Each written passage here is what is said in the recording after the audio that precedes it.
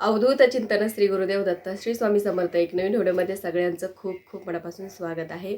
तर आता उद्या आहे 20 एप्रिल. तर उद्यापासून गुरुक्षेत्राचं पारायण सुरू होते. तर मी तर म्हणते सगळ्यांनी पारायणाला बसा. ज्यांना शक्य आहे त्यांनी नक्कीच बसा.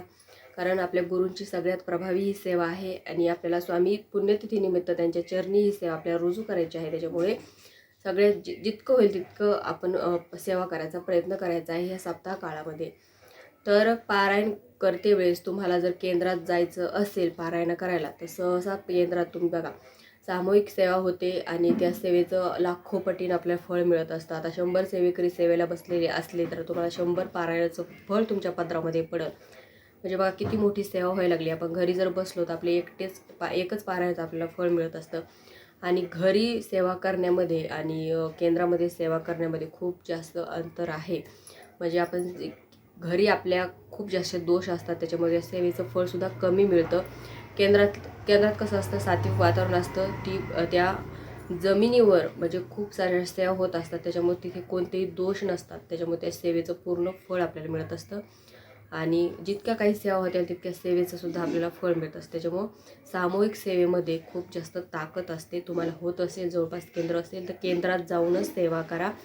तर केंद्रात तुम्हाला सेवेला जायचं असेल तर तुम्हाला स्वतःचा चौरंग पाट वगैरे न्यायचा.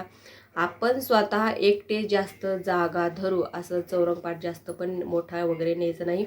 ॲडजस्ट करायचा प्रयत्न करायचा, कारण खूप असे म्हणजे आपल्यापेक्षा दुसऱ्यांचा आपण जास्त विचार करायचा. तो स्वामींना जास्त आवडतो. म्हणजे इतरांना त्रास होणार नाही. म्हणजे आपण थोडीशी जागा ॲडजस्ट करून बसलो तर अजून एक सेवेकरी सेवाला बसू शकतो, असा विचार आपण करायचा. तर जातेवेळेस छोटासा म्हणजे ग्रंथ बसेल इतका छोटासा चौरंग पाट वगैरे न्या, किंवा स्टँड भेटतं ग्रंथ ठेवायचा तो पण नेऊ शकता. ग्रंथ झाकून ठेवण्यासाठी पीस वगैरे न्यायचा किंवा एखादा कपडा कोरा. त्याच्यानंतर श्रीफळ 2 श्रीफळ घेऊन जायचे. तुम्ही जर आज समजा आदल्या दिवशी जर श्रीफळ महाराजांना वाहिलं नसेल तर त्या दिवशी पण तुम्ही सकाळी पारायणाच्या अगोदर तुम्ही श्री महाराजांना श्रीफळ वाहू शकता. त्याच्यानंतर ग्रंथापाशी ठेवायला एक श्रीफळ, असे 2 श्रीफळ न्यायचे. तर त्याच्यानंतर स्वतःचंच आसन घरचं न्यायचं, केंद्रातलं वगैरे घ्यायचं नाही.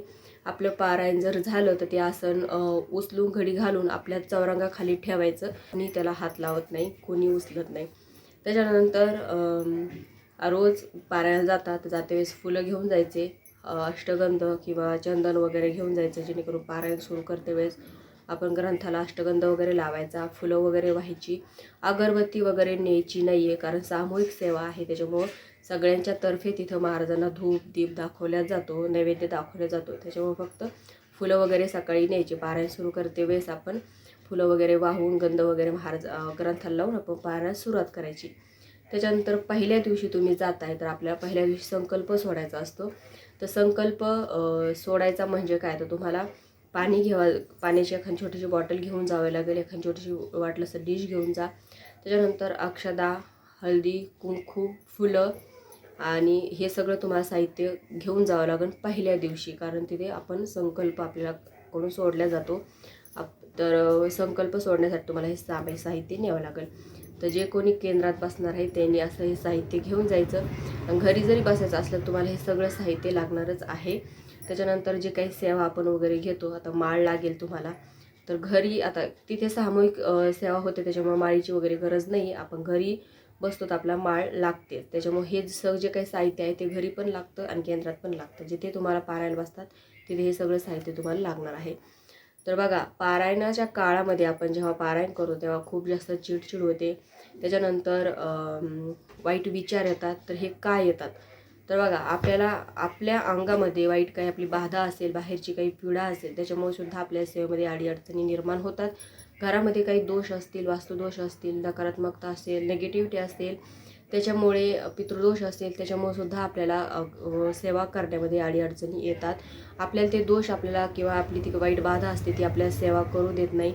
सेवा करते वेळेस तुम्हाला वाईट विचार सेवेमध्ये तुमचं मन लागणार नाही. तुम्हाला सेवा करताना आळस येईल, जांभळा येईल, झोप येईल, वाचावंच वाटणार नाही, म्हणजे खूप जास्त असा कंटाळा येईल. आणि त्याच्यानंतर खूप जास्त असं वाईट विचार येतात आणि घरामध्ये चिडचिड होते. आपण म्हणजे घरातल्या व्यक्तींना उगाच विनाकारण मुलावर चिडचिड करतो, आपल्या इतर व्यक्तींवर पण चिडचिड करतो. तर अशा वेळेस काय करायचं, स्वतःवर थोडासा कंट्रोल करायचा आणि असं मनात हे करायचं की आपण सेवा करतोय आणि कुठे ना कुठे ही वाईट बाधा आपल्याला आडवी येते सेवा करण्यामध्ये. त्याच्यामुळं तिच्याकडे लक्ष न देता आपण सेवेमध्ये जास्तीत जास्त मन घालायचं. किती कंटाळा आला, काही आला तरी ग्रंथ अर्धवट ठेवू नका, सेवा अर्धवट ठेवू नका, पूर्ण करा आणि पूर्ण म्हणजे मन लावून सेवा करण्याचा प्रयत्न करा.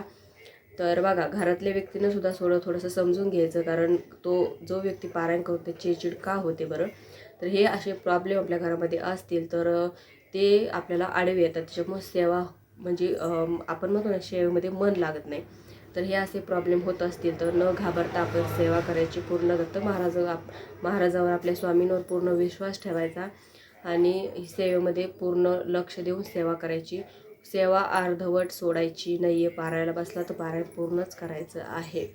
त्याच्यानंतर जे काही आपण ग्रंथापाशी श्रीफळ ठेवलेलं आहे ते प्रसाद म्हणून सगळ्यांना, आता शेवटच्या दिवशी जेव्हा ग्रंथ पारायण पूर्ण होईल त्यावेळेस प्रसाद म्हणून सगळ्यांना ते श्रीफळ ते फोडून सगळ्यांना घरामध्ये प्रसाद म्हणून ते प्रसाद म्हणून ते खाऊ शकता. तर असं हे पारायण तुम्हाला करायचं आहे. तर आजच्या व्हिडिओमध्ये इतकंच. व्हिडिओ आवडल्यास व्हिडिओ लाईक करा, शेअर करा, चॅनलला सबस्क्राईब करायला विसरू नका. झाली सेवा श्री स्वामी समर्थ महाराजांच्या चरणी आणि परमपूज्य गुरुमाऊलींच्या चरणी रुजू करते. श्री स्वामी समर्थ.